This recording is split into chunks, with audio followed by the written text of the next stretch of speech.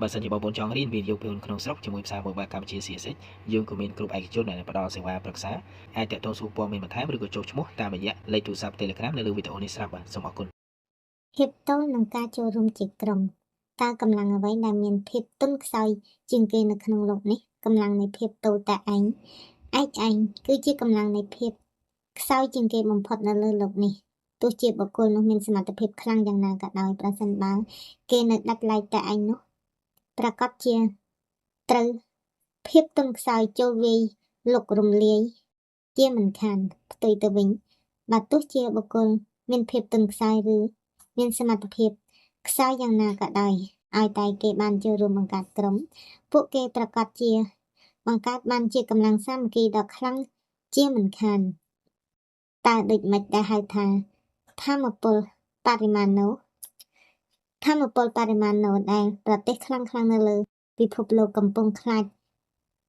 រអាជាងគេនោះគឺជាធម្មពលនៃភាគល្អិតតូចបំផុតជាងអាតូមទៅទៀតនោះដែលគេបង្កើតវាជាកម្លាំងប្រមូលផ្ដុំច្រើនពិភពលោកដ៏ធំអាចនឹងត្រូវរលាយខ្ទេចដោយសារកម្លាំងភាគល្អិតបំផុតផ្ដុំចូលគ្នាតើអ្នកដែលឃើញចរន្តអគ្គិសនីទេចរន្តអគ្គិសនីគឺជាភាគល្អិតដ៏តូចដែលយើងមើលនឹងភ្នែកទទេមិនឃើញដល់ពេលវាប្រមូលផ្ដុំចូលគ្នាបង្កើតបានជាកម្លាំងថាមពលដ៏ខ្លាំងបំផុតដែលអាចយកទៅប្រើប្រាស់ការងារធំជាច្រើនដែលមនុស្សធ្វើមិនកើត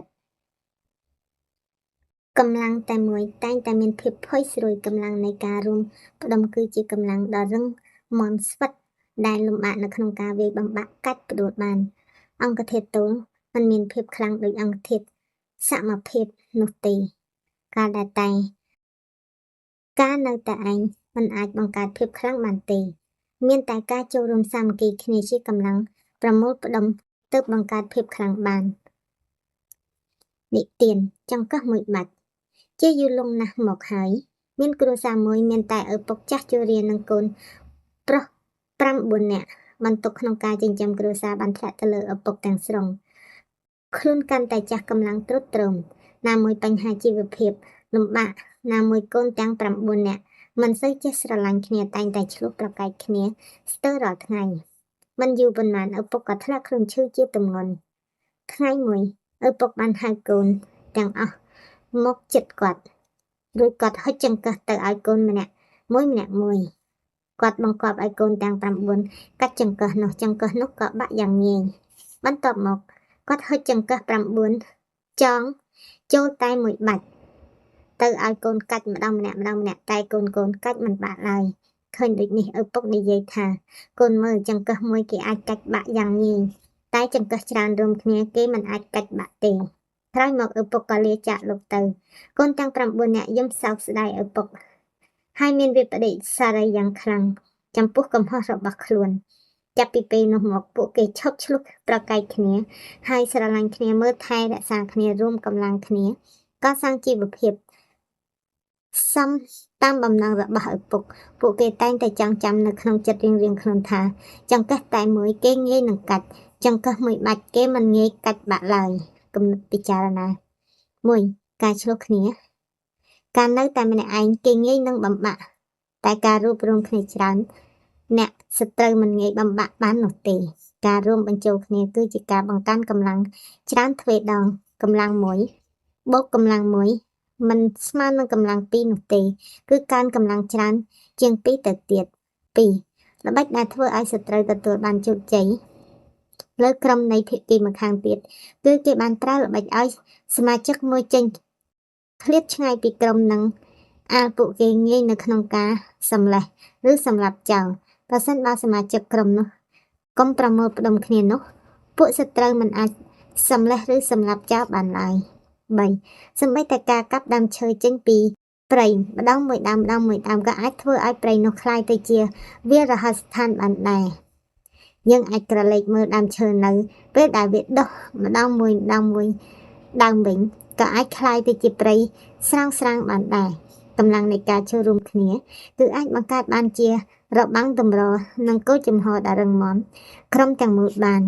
4. យើងសម្លឹងមើលក្រុមដែលអាចមានភាពរឹងមាំយូរអង្វែងគឺដោយសារតែការរក្សា បាននៅចំណងសាមគ្គីភាពនៃសមាជិកនីមួយៗនៃក្រុមនោះផ្ទុយទៅវិញបើសមាជិកដ៏ខ្លាំងចាក់ចេញពីក្រុមមួយម្ដងមួយវិញនោះមិនយូរប៉ុន្មានទេក្រុមនោះប្រកាសជាត្រូវរលាយជាមិនខាន 5. ចុះសម្លឹងទៅមើលអគារដ៏ធំស្កឹមស្កៃមួយដែលមើលទៅមានភាពអស្ចារ្យគួរឲ្យស្ញប់ស្ញែងបំផុតនោះវាចាប់ផ្ដើមកើតចេញពីឥដ្ឋមួយដុំលើកបន្តបណ្ដាក់លើគ្នាតែប៉ុណ្ណោះនេះវាគ្រាន់តែជាឥដ្ឋផងក៏អាចកសាងភាពអស្ចារ្យបានទៅហើយចុះតម្រាំបុគ្គលម្នាក់ដែលមានភាពអស្ចារ្យជាងដុំឥដ្ឋរាប់លានដងឬរាប់មិនអស់ផងទៅវិញនោះបើយើងផ្ដុំសាមគ្គីភាពចូលគ្នាតើវានឹងមានភាពអស្ចារ្យអ្វីខ្លះកើតឡើងនោះ 6. ប្រយោជន៍នៃការសាមគ្គីគ្នាចូលជាក្រុមតែមួយនោះគឺទី1សត្រូវមិនហ៊ានមើលងាយទី2ត្រូវមានភាពខ្លាចទី2សត្រូវមានភាពខ្លាចរអាទី3មានសភាពលំបាកនៅក្នុងការវាយផ្ដួលទី4ធ្វើឲ្យក្រុមរបស់យើងមានភាពរឹងមាំតែយើងចង់បង្កើតទៅជាកម្លាំងនៃការកសាងសមិទ្ធផលអ្វីក៏បានដែរនារីសាមញ្ញនោះដែលគ្មានបរោះនារីសាមញ្ញសោះដែលគ្មានបរោះណាខ្លាចតែបើនាងបានបង្កើតជាក្រុមហ៊ុនវិញនោះតើនឹងមានបរោះណាទៅហ៊ានសាកជាមួយ 7 ការដែលយើងមានសមាជិកពឹងខ្សោយវាមិនមែនជាបញ្ហានៃការកសាងក្រុមទេតែបើយើងគ្មានការសាមគ្គីគ្នាចូល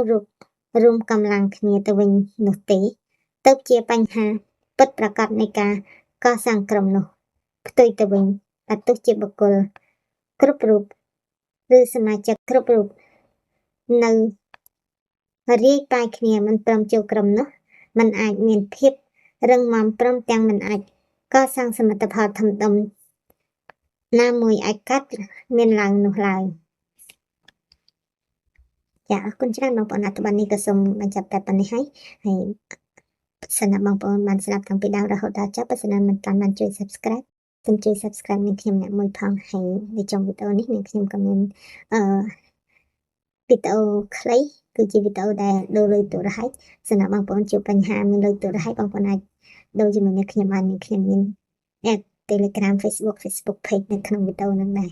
ឬក៏បងប្អូនចូលទៅមើលលម្អិតនៅក្នុង Channel នឹងខ្ញុំបងប្អូននឹងឃើញមានប្រព័ន្ធទំនាក់ទំនងចាអរគុណច្រើនជំរាបលាជួបគ្នាវីដេអូក្រោយទៀតបងប្អូនមានបញ្ហាលុយប្រឡាក់លុយលហែកលុយទៅតាមរៀលទីរាយចាយណាត់បានបងប្អូនអាចដូរកន្លែងខ្ញុំបាន